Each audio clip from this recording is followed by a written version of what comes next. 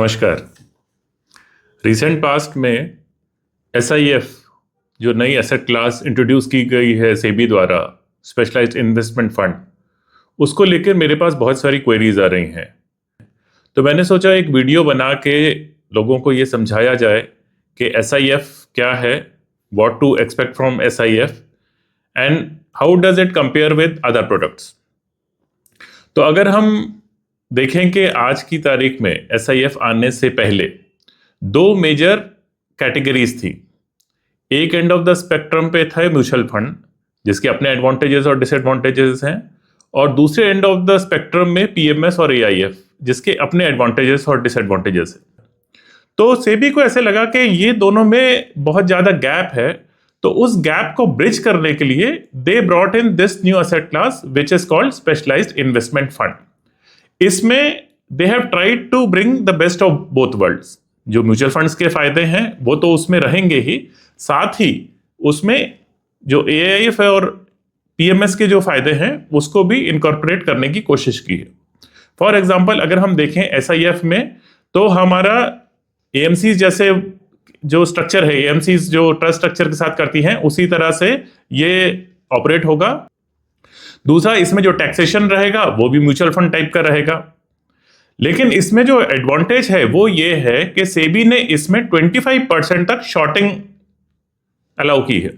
ये जो 25% की शॉर्टिंग है, ये अपने आप में डाउनवर्ड प्रोटेक्शन देने के लिए, रिस्क को मिटिगेट करने के लिए बहुत बड़ा एडवांटेज हो जाता है।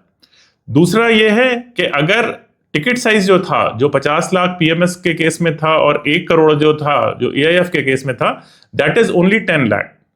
सो the retail customers who have basically evolve to a higher stage, who can now think of investing and are looking for more better products, they can think of SIF, जहां पर टिकट साइज 10 लाख है और वहां पर shorting की भी अनुमति दी गई है।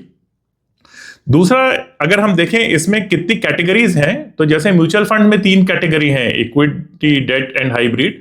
यहां पर भी 3 कैटेगरी इक्विटी, डेट और हाइब्रिड है, लेकिन उसमें जो सब कैटेगरीज दी गई है, तो इक्विटी में 3 sub categories of funds have been allowed, hybrid में 2 सब कैटेगरी और डेट में 2 सब कैटेगरी। सेबी का ये मानना था कि जब हम ये प्रोडक्ट SIF को मार्केट में ला रहे हैं, चूंकि AMC का म्यूचुअल फंड प्रोडक्ट भी है, तो उससे एक डिफरेंशिएशन होना चाहिए। सो ये एक अलग ब्रांड नेम से आना चाहिए। ये अलग ब्रांड नेम से इसलिए आना चाहिए ताकि जो इन्वेस्टर है उसको क्लियरली डिमार्केशन हो सके। तो इसीलिए जैसे अब ईडलवाइज का आया है, तो वो आया है अल्टीवा के नाम से। जो SBI म्यूचुअल फंड का आया है वो आया है मैग्नम के नाम से। जो टाटा म्यूचुअल फंड का जो SIF आया है वो आया है टाइटेनियम के नाम से। और जो क्वांट का म्यूचुअल फंड आया है वो आया है QSIF के नाम पे।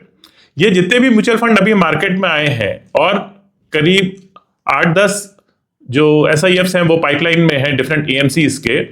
तो अभी जो लॉन्च हुए हैं ये 4 कैटेगरी में, मोस्टली इसमें हाइब्रिड लॉन्ग शॉर्ट फंड है। अब सवाल ये आता है, क्या हम इससे बहुत हाई रिटर्न्स एक्सपेक्ट कर सकते हैं? मेरा ये मानना है मे बी नॉट। भी हम इन्वेस्टमेंट करते हैं, एक बात करते हैं हम रिटर्न्स की, दूसरी बात करते हैं रिस्क एडजस्टेड रिटर्न की। SIF will provide a better risk adjusted return. क्या ये हमें कंसिडर करना चाहिए? ये हमें डेफिनेटली करना चाहिए। ये हम समझ लें कि ये म्यूचुअल फंड का रिप्लेसमेंट नहीं है, लेकिन ये जो है, ये म्यूचुअल फंड का जो आपका पोर्टफोलियो है उसको सप्लीमेंट करेगा। अगर आप इसके बारे में और डिटेल में जानना चाहते हैं तो you can contact us. I will be happy to answer all your queries.